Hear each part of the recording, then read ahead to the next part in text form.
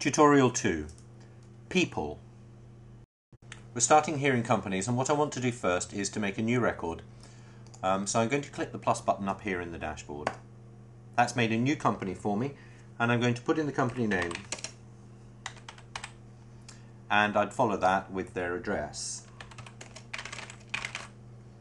Okay, now I don't want to spend too much time typing here.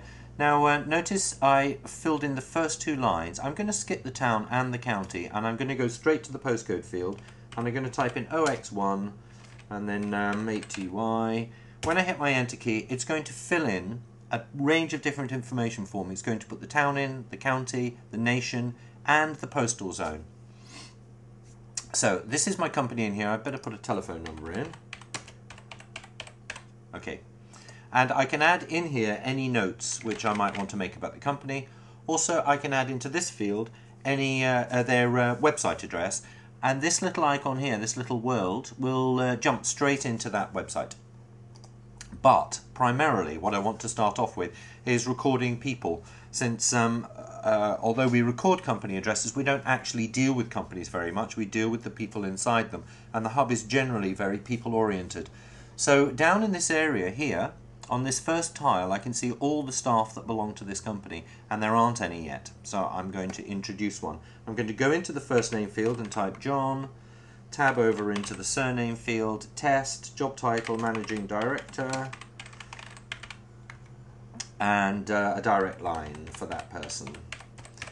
Now, by typing into these fields, what we've actually done is create a new person in the people area. And if I use this go to arrow on the end of the line here to jump through, this is how the person's looking. You can see that they're recorded in the hub with their own record, managing director, and here's their employer field. So what I might want to do with people to begin with is to code them, to put them onto various forms of lists so that I can find them later, segment them and market to them. I'm going to use this area down here on the left. It's listed as. And if I go into this first field here, it's a completely empty field, so I'm going to describe this person in the first way that I want to describe them, and let's say that they're very important to me at the moment. They're a new prospect, so I'm going to put into here prospect. So this person is listed as a prospect. I'm also going to list them as what should we say, a farming company, whatever that might mean. Okay, there we are, farming company. Now I can use these lists in a variety of ways. First of all, I can go to other records, and having introduced a list, I can add other people to the same list. So I'll add this person to the prospect list, and this person to the prospect list. i.e., creating lists is as simple as simply typing into the field. As I create that list for the first time, it will be added to my list of lists. If I want to find a list, you can see down here I've got 30 people in this system, 30 found out of the 30 records in the system here, showing me on the metadata strip. If I go to one of my lists, like this prospect list, and click the two circles, it will immediately find all the people on that list. So I'm now down to 3 out of my 30, and here are the 3, including the one that I've just entered. So I'm going to click this little blue go to arrow to go to the record that I've just entered in. So lists allows us to code and segment in order to be able to find them again. Now the first thing I want to explore here in people is the contact records. This is a very powerful part of the hub, and it's all about tracking the history of everything that's been said to somebody or sent to somebody. So that's in this grid area here, and on the tile I have a plus button. So I'm going to click that to make a new contact record for John Test.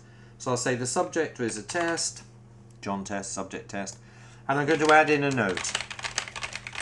There we are. And lower down, I'm going to tell the system that I want to call John back in, let's say, a week. So I'm going to click the plus button for a new action. I'll say it's a call. I'm going to do it in a week. It's set the date for me, and I'm going to add a note here, and I'm going to call this a courtesy call. That's put that into my diary, and I can put this away. So you can see now here, at the top of John's contact record list, I've got the contact that I made today. That list is never ending. As you go through the system, it will record more and more history about everything that's been said to John. Each time you send him a mailer, it's going to record it. Each time you send out a quote or an invoice, it's also going to record it here. Now let's have a look at these buttons along the bottom of this contact record. What they're doing is providing ways of controlling the way that John works in the system. So first of all, I can say, how should I contact John? Should it be by post or by email? Now this will default either way depending on you, but I'm going to set him to email. Now that means whenever I do a broadcast, John is going to get his by email. Other people set to post will automatically, instead of emailing, print out a letter. Down here I've got opt-out, which allows me to opt him out from broadcast. So I'm going to opt him out from email. Now that means that he won't get any general email broadcasts. I can of course email him directly, but he won't be included in any of our broadcast emails. Over here I've got a field called formality. Now formal is going to set John's salutation to formal, which means on a letter he's going to be Dear Mr. Test.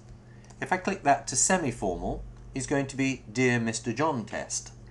If I click it to informal, it's going to say Dear John, and if I select by hand, it means it's not going to appear at all. It's waiting for me to put the dear on by hand, so I can top and tail it with a pen. So that's what that's doing. I'm going to look at tags now.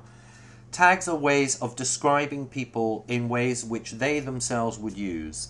It's different from lists. Here on the side in lists I can say he's a prospect, but John wouldn't say of himself that he was a prospect. He might say that he is a media person and he might be with the BBC, for instance. Or he might say that he is a pilot, let's say. Let's say he's commercial. So the tags are describing John, and the lists are describing my relationship with him. And as I've added these tags, you can see up at the top here on the left, those tags are showing up in this little area here. Wherever I go and access John's records, whether it be in quotes or invoices, I'm going to see these tags, and it'll just give me a quick heads up on who he actually is and why I might be contacting him. Down below I've got John's network. What the network does is it allows me to link John up with a number of other people to describe a kind of social network function. So if I click plus here and enter the name in the usual way, which means typing in here and bringing up a list of names. Now I've put in Sue and I've got Sue Crosby, and I'm going to click Sue Crosby and I'm going to say yes, I do want to add Sue Crosby to John Test's network. When I click add, I'll say I'm done. What we've got now is that John is a friend of Sue, and if I click through to Sue's record, she also has John on her record. So this is really a simple way of connecting people in the system so that you can see the relations that, that people have with each other. Next I'm going to go down to the invites tile. Now invites need me to have an event, a project that I can invite people to, but this area allows me to select a particular project or event and raise an invitation for them. I can then track whether they came or didn't come, etc. I'm going to look at their account. This will show me all of the quotes and invoices sent out to John, and here at the far end this useful little panel is showing me, rather than just the invoice and the invoice number and total, it's going to show me all the items that he's actually bought. If I drop down to the next tile is projects, here I'll be able to see all of the projects which John is connected with. So if your business is focused on project work like design for instance, then you'd be able to see all of the design projects that John's commissioned. Drop down again, I go into a data area. Now in the data area these fields are very flexible. You can call them anything you want and you can add in your own data. So it's a way of the hub responding to existing data, various things that you want to keep which aren't in the standard model of the hub. I'm going to ignore the members tile because that deals with one of the separate modules, and I'm coming back to the contacts log.